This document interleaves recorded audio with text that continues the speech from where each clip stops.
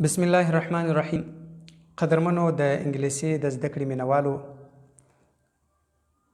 الله مې روغ رمټ خوش خوشحال او په روغ سره توله. دوستانو، موږ د انګریزي دپاره وختي هم پیشنهاد کړی ولو چې موږ د انګریزي دپاره یو داسې ترتیب لرو، یو داسې قرس جوړوو چې هغه به انشاءالله در 10 سبقانو کم چې 10 سبقانو ته به رسېدلی نه وي چې څوک پر دې باندې کوشش وکړي. بالکل به هغه څوک کولی شي چې دی د انګریزي لوست وکړي، یعنی د انګریزي خط مکمل دی ریډینګ کولی شي، ویلی به شي. او بیا په آینده سبقانو کې بیا ګرامر هم موږ لرو. د ګرامر خپل ځان ته ترتیب دی. ګرامر ضروري شی دی د هر زبان دپاره، د هرې ژبې دپاره خپل ګرامر دی. مثال د طالب علمان دپاره، لکه موږ چې د عربي دپاره صرف و نحو وایو، دغه رقم د هرې ژبې دپاره صرف و نحو شته، نو دې ته ګرامر ویل کېږي د انګریزي زبان دپاره. انګریزي زبان کې ګرامر ډېر غټ غټ کارونه کوي چې هغه د زمانو سره تعلق لري. هغه الفاظ تا ته ښیي چې هغه الفاظ چې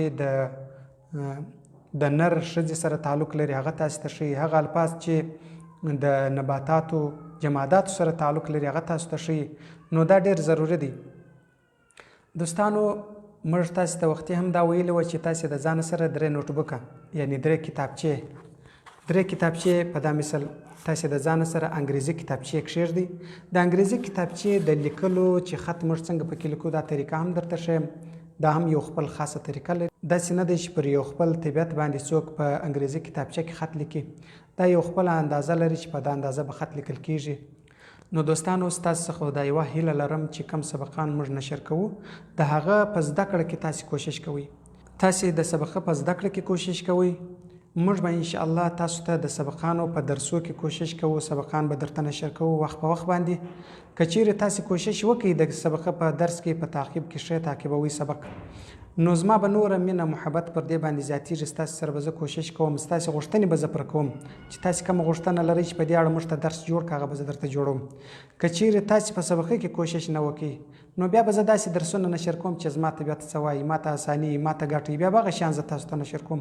نو ستاسو د ټولو څه دا هیله لرم چې په سبقه په درس کې کوشش وکړئ، په زده کړه کې کوشش وکړئ.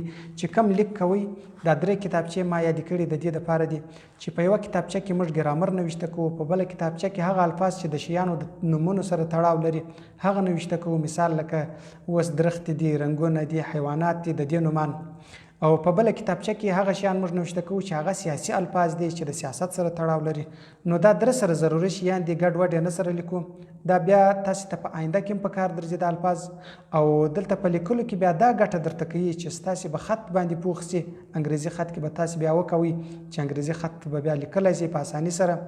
نو دوستانو، زه ستاسو ته سبقان نشر کوم، تاسې د زده کړې کوشش کوئ. که چیرې یو داسې کار ولو چې ستاسې ورته ضرورت و، زما څخه غوښتنه کوئ په کمنټو کې. که چیرې د یوټیوب د لارې تاسې ګورئ هم به کمنټ کوئ. که چیرې تاسې د فیسبوک د لارې ګورئ، او که چیرې د واتساپ د لارې ګورئ، واتساپ د لارې چې ګورئ هم انشاءالله موږ به وخت په وخت باندې د ګروپ مخ خلاصوو، ستاسې غوښتنې به کې اورو. السلام علیکم ورحمة الله وبرکاته. ستاسې د دعاګانو په هیله یم. مننه، خوشحاله اوسئ.